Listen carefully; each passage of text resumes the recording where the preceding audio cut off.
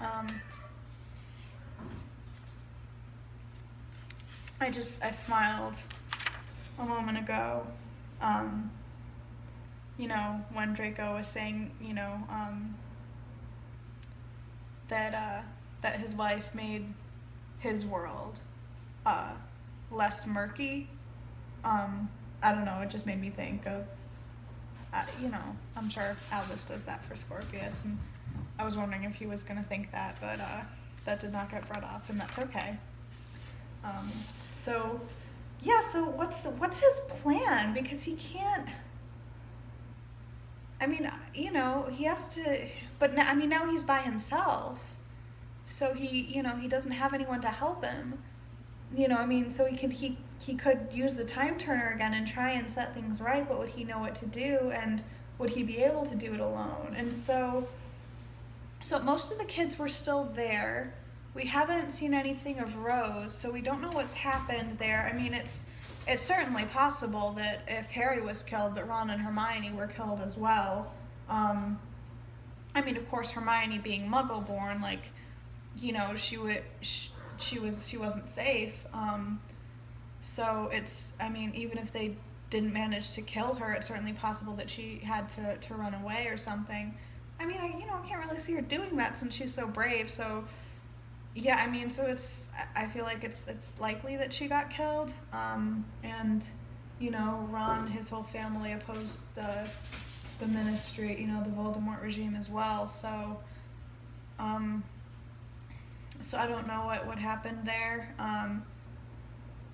If they didn't get killed, I would imagine that they would still be married. It's possible that they chose not to have children because they didn't want to bring children into this awful world. And then it's also possible that if they survived, that they still had Rose. But she hasn't been brought up. I kind of hope that she's still there. Because then she could potentially help Scorpius get Albus back. I want her to be a good person. If she were there, I couldn't see her, liking him. I don't know enough about how this is all run and what's going on. So anyway, let's see what happens next. Let's see if we can get Albus back. Act 3, Scene 4, Hogwarts Library. Scorpius enters the library and starts desperately to look through books. He finds Whoa, holy shit. He finds a history book. Scorpius, how did Cedric become a Death Eater? What have I missed? Find me some light in the darkness. Tell me your secrets. What have I missed? Craig Bowker Jr., why are you here? Scorpius turns to look at a rather desperate-looking Craig, his clothes tattered and worn. Scorpius, why can't I be here? Craig Bowker Jr., it's not ready yet. I'm working as fast as I can, but Professor Snape said so much of it. And writing the essay in 2 different ways. I'm not complaining, sorry. Scorpius, start again, from the beginning, what's not ready? Craig Bowker Jr., your potions homework. And I'm happy to do it, grateful even, and I know you hate homework and books, and I never let you down, you know that. Scorpius, I hate homework? I'm sorry, I think that's really funny because, I feel like most students would agree with the statement that they hate homework and not question it. Most of them don't force other students to do it for them, but I just think it's cute that he finds the idea that he hates homework something that's difficult to believe. If someone had accused me of hating homework, I would have been like, yep, I'll power through it, but I don't like it. Again, I love Scorpius. Craig Bowker Jr., you're the Scorpion King. Of course you hate homework. What are you doing with A History of Magic? I could do that assignment too. Pause. Scorpius looks at Craig a moment and then walks away. Craig exits. After a moment, Scorpius returns with a frown. Scorpius, did he say Snape? So yeah, Snape's the potions teacher, and Umbridge is the headmistress, but why wasn't Snape the headmaster in this case? Because I mean, I don't know. I mean, better. Well, I mean, they couldn't have found out that Snape was really not on their side because then they wouldn't employ him at all. They probably would have killed him. So Snape was never killed in Deathly Hallows. So did Voldemort not think? Well, maybe the whole thing ended up differently, because he only killed Snape because he thought that Snape was the master of the Elder Wand and he needed to be master of it, and in order to do that he needed to kill Snape, which, incorrect logic in many ways, but it's Voldemort. So why did that not happen?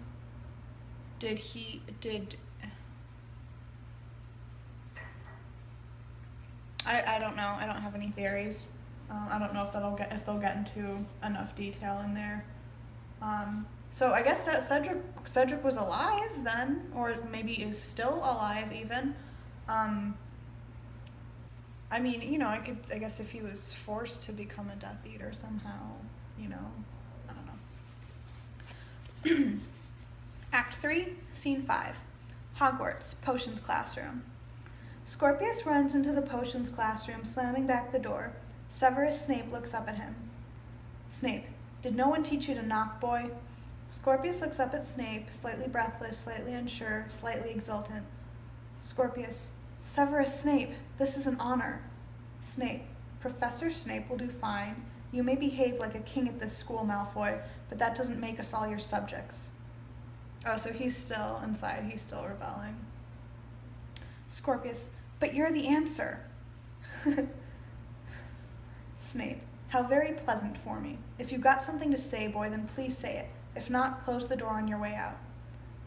Scorpius, I need your help. Snape, I exist to serve.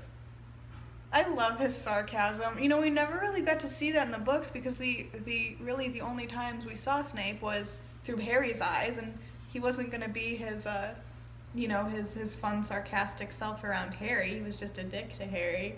So that a little bit we saw one of my favorite lines when Harry was seeing Snape's memories in the pensive. Snape and Dumbledore were talking, and Dumbledore was explaining that Snape would have to kill him, and he says, would you like me to do it now, or would you like a moment to compose an epitaph or something along that? And it was just so funny. And yeah, that was like a side of him that we didn't really see. So I guess we're seeing it now.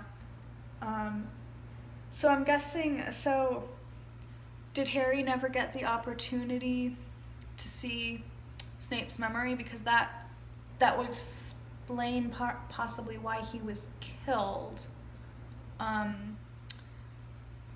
Because when he sacrificed himself, he survived because he meant to die. And if he hadn't seen Snape's memories, he would not have meant to die. So if Voldemort got the chance to kill him, it might have actually killed him. Yeah, and I mean, what opportunity... That's my other problem with Dumbledore, actually, is, in Dumbledore's mind, how was Harry... When was Snape going to tell Harry all this? How was that going to work? Because, Harry didn't trust Snape. So if Snape had just, told him these things, obviously he wasn't going to listen. And even if Snape had, given him the memories so that he could see it for himself, would Harry even have bothered to look at them? I mean, it's possible that, curiosity might have been enough, because, Harry's definitely a curious person. So then it might have worked. But, when was this supposed to happen? When was... how was Snape supposed to find Harry? Obviously he was pleading with Voldemort, let him return to the castle and bring him back because he knew he needed to deliver that message. But yeah, like if he hadn't got the opportunity, I mean, what would have happened if Voldemort had just used Avada Kedavra instead of having, Nagini attack him? Then Snape would never have had the chance to pass this knowledge to Harry. So like Dumbledore's leaving a lot to chance there. And even the only reason that they were able to get the freaking sword was because Phineas Nigellus was listening when Hermione opened her bag and happened to say the Forest of Dean, and that was months and months of time of them running around before that even happened. So, and that was just, it was a slip up that she just happened to say the location at a time when her bag was open. So, like, what if that hadn't happened? Like I said earlier, like, so many of the events of Deathly Hallows that ultimately led to the defeat of Voldemort only happened by chance. And if things had gone even slightly differently, the whole thing would have fallen apart. So no wonder Voldemort's still in charge with, this little thing, this little ripple that was created. Okay, so anyway. Snape, I exist to serve. Scorpius, I just don't know what help I need. Are you still undercover now? Are you still working secretly for Dumbledore? Oh, and how does Snape react to this? Snape, Dumbledore's dead, and my work for him was public. I taught in his school. Scorpius, no, that's not all you did. You watched the Death Eaters for him. You advised him. Everyone thought you'd murdered him, but it turned out you'd been supporting him. You saved the world. Snape, these are very dangerous allegations, boy, and don't think the Malfoy name will prevent me inflicting punishment. Snape's gotta be like having his mind blown right now. Like, how does this kid know? He knows because his best friend is named after him.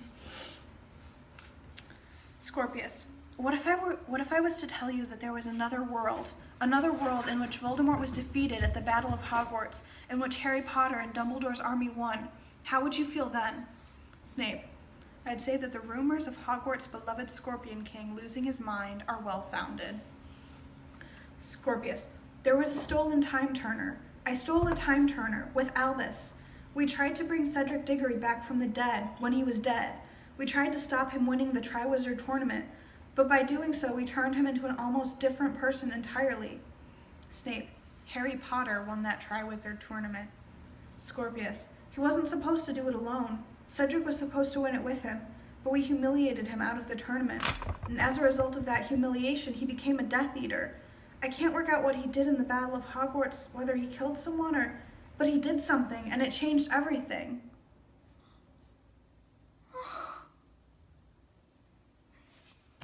My heart broke. Snape, Cedric Diggory killed only one wizard, and not a significant one. Snape. Neville Longbottom. Scorpius, oh, of course, that's it. Professor Longbottom was supposed to kill Nagini, Voldemort's snake. Nagini had to die before Voldemort could die. That's it, you've solved it. We destroyed Cedric, he killed Neville, Voldemort won the battle. Can you see? Can you see it? Snape, I can see this is a Malfoy game. Get out before I alert your father and plunge you into deep trouble. Scorpius thinks, then plays his final desperate card. You loved his mother. I don't remember everything. I know you loved his mother, Harry's mother, Lily. I know you spent years undercover. I know without you the war could never have been won. How would I know this if I hadn't seen the other world? Snape says nothing, overwhelmed. Only Dumbledore knew, am I right? And when you lost him, you must have felt so alone. I know you're a good man. Harry Potter told his son you're a great man. I like that. I like Snape hearing that. I mean, just because the Harry and Snape relationship is so complicated. They never liked each other, and they never could, and they never will, but there was still so much more. So the idea of Snape hearing that Harry thought that. That just makes me happy. Snape looks at Scorpius, unsure what's going on. Is this a trick? He is quite seriously at a loss. Snape, Harry Potter is dead. Scorpius, not in my world. He said you were the bravest man he'd ever met. He knew, you see, he knew your secret, what you did for Dumbledore, and he admired you for it greatly. And that's why he named his son, my best friend, after you both, Albus Severus Potter. I love that Snape gets to hear that. I love that. Aw, and he likes it too. Snape is stopped. He is deeply moved. Please, for Lily, for the world, help me. Snape thanks and then walks up to Scorpius, taking out his wand as he does. Scorpius steps back, scared. Snape fires his wand at the door. Snape, Colloportus. An invisible lock slams into place. Snape opens a hatch at the back of the classroom. Well, come on then. Scorpius, just a question, but where exactly are we going? Snape, we've had to move many times. Everywhere we've settled, they've destroyed. This will take us to a room hidden in the roots of the Whomping Willow.